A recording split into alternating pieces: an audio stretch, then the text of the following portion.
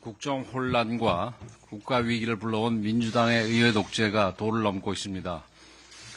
줄탄핵이 줄기각되면서 헌법재판소에서 제동이 걸렸지만 브레이크가 고장난 기관차처럼 폭주를 멈추고 있지 않습니다.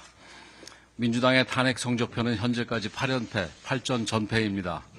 정상적인 팀이라면 팬들에게 사과하고 감독을 교체하고 전략도 바꿀 것입니다.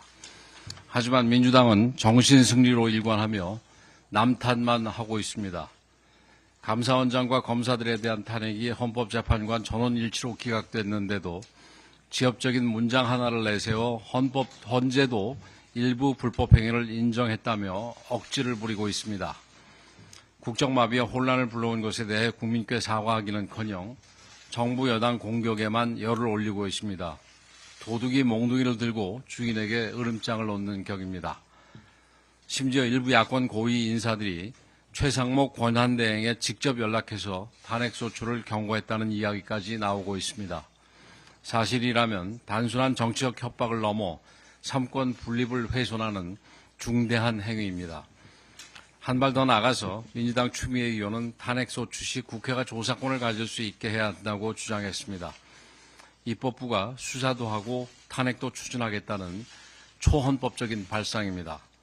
지금은 국회 무소불위의 권한을 줄 때가 아니라 거대 야당의 탄핵 남발을 막을 제도적 보완책을 만들어야 할 때입니다. 민주당의 무분별한 탄핵소추가 국정을 마비시키고 있기 때문입니다. 현행제도에서는 국회가 탄핵소추를 하면 무조건 직무정지가 되고 나중에 기각이나 각하가 돼도 책임을 물을 수 있는 장치가 전혀 없습니다. 그러니 민주당처럼 거대 의석을 가진 악질 정당이 등장하면 조자룡 헌칼 쓰듯 탄핵을 마구 남발하는 것입니다. 공직자 탄핵이 정치 공격의 도구로 악용되는 일을 막아야 합니다. 탄핵 소추 시 즉각 직무가 정지되어 있는 문제부터 재검토해야 하고 탄핵 사유에 중대한 하자가 있어 기각이나 각하가 됐을 경우에는 무리하게 탄핵을 주도한 국회의원과 정당에 민형사상 책임을 묻는 방안도 적극적으로 검토할 필요가 있습니다. 지금처럼 거대 정당이 입법 권력을 무력화한다면, 무기화한다면 국회도 정부도 사법부도 정상적으로 작동할 수 없습니다.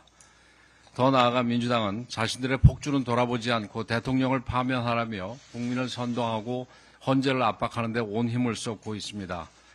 탄핵이 기각될 경우 밀란이 일어날 것이라고 선동도 하는데 민주당은 이런 자세를 버리고 한시라도 빨리 헌재 결정에 승복할 것임을 분명하게 밝혀야 할 것입니다. 또한 헌법재판소는 어떠한 위협에도 흔들리지 말고 오직 법과 원칙에 따라 국민들께서 납득할 수 있는 판결을 내려야 할 것입니다. 그것만이 정치적 혼란을 최소화하고 국정을 정상화하는 발인길임을 잊지 말아야 할 것입니다. 민주당의 적반하장은 여기에 그치지 않고 있습니다. 국익과 미래가 걸린 외교까지도 정쟁의 도구로 삼고 있습니다. 지난 1월 미국 에너지부가 대한민국을 민감 국가 및 기타 국가로 지정한 것을 두고 정부와 여당을 공격하고 있는데 참으로 적반하장입니다. 대통령이 탄핵된 상황에서 권한대행까지 탄핵하고 친중, 반미 노선의 이재명과 민주당이 국정을 장악한 것이 이번 사태의 가장 큰 원인입니다. 북한은 미국 안보에 직접적인 위협을 주는 테러 지원국이어서 위험 국가로 지정되어 있습니다. 이재명 대표는 그런 북한에 돈을 건넨 혐의가 재판에서 입증됐습니다. 유엔의 대북제재 결의안까지 위반한 것입니다. 입만 열면 반미 정서를 드러내고 한미일 군사협력을 비난하며 북한 지령을 받은 것으로 드러난 민노총과 함께 거리로 나서고 있습니다. 이런 인물이 유력 대권 후보라고 하니 민감 국가로 지정이 되는 것입니다. 그럴 일 없을 거라고 믿습니다마는 혹시라도 이재명 대표가 정권을 잡으면 한미 동맹이 금이 가면서 대한민국의 외교적 신뢰는 땅에 떨어지고 우리나라의 경제 안보적 위상이 급격하게 추락할 수밖에 없습니다. 대한민국이 민감 국가가 아니라 위험 국가로 지정될 수도 있습니다.